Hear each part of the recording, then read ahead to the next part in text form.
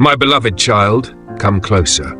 I have words to impart into you that I don't bring to every person. Words of deep restoration that will grab the very heart of who you are. I have watched over you, have been tender over you, and I want to bring you into a place of rest you have never known before.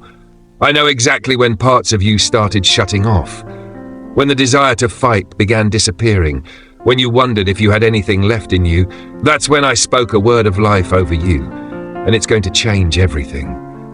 I'm breathing life into places in you that are numb right now. We're going to touch your heart in a way that is beyond every situation you're in right now. This is not just comfort, this is resurrection. You have been walking through days that felt like they would never end, days that blurred together into an endless cycle, a cycle just to survive. The morning dawned, and you opened your eyes with dread instead of hope. Dealing with another day that you weren't really sure that you had strength to get through. You went through the motions of the day because you had to, not because you wanted to. You had to smile if that was what was required of you, had to speak if that was required of you, had to function if that was required of you, but inside you were disintegrating. Inside, you were losing bits of yourself that you had no idea how to retrieve.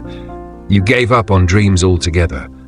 It was just too painful to dream. It was just too painful to hope. Every time that had happened to you, life had managed to find a way to destroy that hope.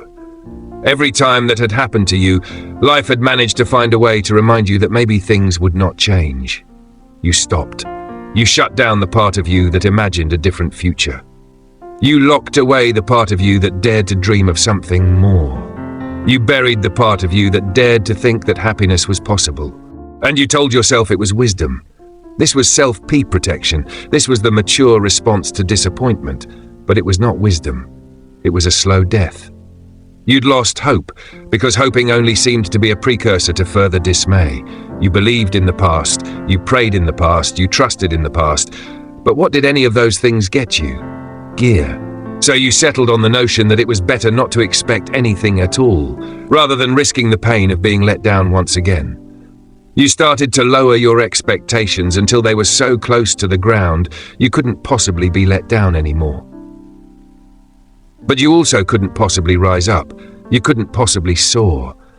You couldn't possibly feel everything that I wanted for you to feel, because you were too busy keeping yourself safe from the pain of being let down. You didn't fight any longer, because you were so tired of losing. Battle after battle, struggle after struggle, crisis after crisis. Yet you kept getting up, kept trying again, kept pressing on. But every time you were sure you were getting somewhere, something would happen to knock you back down. Every time you were sure you were getting ahead, something would happen to set you back. And before you knew it, the combination of all the defeats just took a toll on you until you didn't have the energy left in you to put up a fight anymore. And you basically chose to surrender, not against you, but against the circumstances. You raised the white flag and called it a day. But what you thought was the end was actually a divine pause. I was never looking at you as if you were falling apart. I was putting you together as I prepared you for what is coming next. You were falling apart. I saw renovation. Everything was falling apart. I saw reconstruction. You thought you were losing, did you not? I saw strategic repositioning. What you saw, what you thought, what you knew from your perspective was actually simply what I, from my perspective, set into place for you. And what is coming next for you requires a version of you, a version only I can bring into being. Not the version of you that strives and manages and accomplishes within yourself. Not the version of you that knows everything you need to know, where you need to go, what you need to do. Not the version of you that thinks you are strong when in truth you are weak. But the version of you that knows how to lean, how to rely, how to need me for everything you are, everything you breathe. The version of you that knows, through hard lessons learned, that without me, you can accomplish nothing. But with me, all things are possible. Heed my words. Not through your ears, although you may actually hear them, may actually see them written. But listen with the deepest part of who you are, with your spirit, with the innermost part of your being that knows my voice. Because even if your mind is jumbled and your emotions are chaotic, listen from that place, Because these are not merely sweet words intended to buoy you up for a couple of days or weeks or even months. These are living words whose power is to shift everything they encounter. Let my voice penetrate into the arenas of life where you have been bleeding on the inside, the places no one else has insight to see. The pain that you have learned to hide so well that even the people closest to you have no idea how much pain you're currently experiencing. The grief that you're carrying around inside of yourself that you think no one would understand if they heard about it. The shame that you've never dared to voice out loud because of the looks on people's faces if they find out. The fear that grips you when no one is around to see how frightened you are of even life itself. You've worked so hard at being strong, at holding it all together, at continuing to function even when you were breaking inside. You've gone to work when you've wanted to stay in bed. You've maintained your responsibilities despite times when you've been unable to take care of yourself. You've been there for everybody else when you've been unable to get anyone to be there for you. Nobody's noticed, nobody's seen, nobody's understood what it's been taking out of you to keep going. No one knew you were running on fumes, that you were one crisis away from total collapse, that you were hanging on by a thread. But what is strength? Is it pretending everything is fine when it is not? Is it wearing a brave face for the world when you're dying inside? Is it making sure everyone else believes you have it all together and are not losing it in your head and in your heart? That is not strength. That is performance. That is survival. That's slow self-destruction, disguised as courage. Real strength is letting me carry what you were never meant to carry alone. Real strength is admitting you can't do this alone. Real strength is letting me see you're vulnerable enough and brave enough to admit you need help. You need help. You need support. You need me. Real strength isn't found in striving, it's found in surrender. And it's found in dependence on me, not independence from everyone. I'm not asking you to try harder. I'm not asking you to do one more things. Also, I'm not saying you need to muster up more willpower or disciplines. Stop trying so hard and let me breathe some life into you. I'm asking you to do. Let me carry the weight. Let me fight the battles. Let me handle what you have been handling all the while. Let me be God in your life. Not just in theory, but in practical, daily, tangible ways. There is a woman who comes to mind who is somewhat similar to your own situation, though perhaps not to the degree you would think at first blush. She had been bleeding for 12 years and had lost all hope.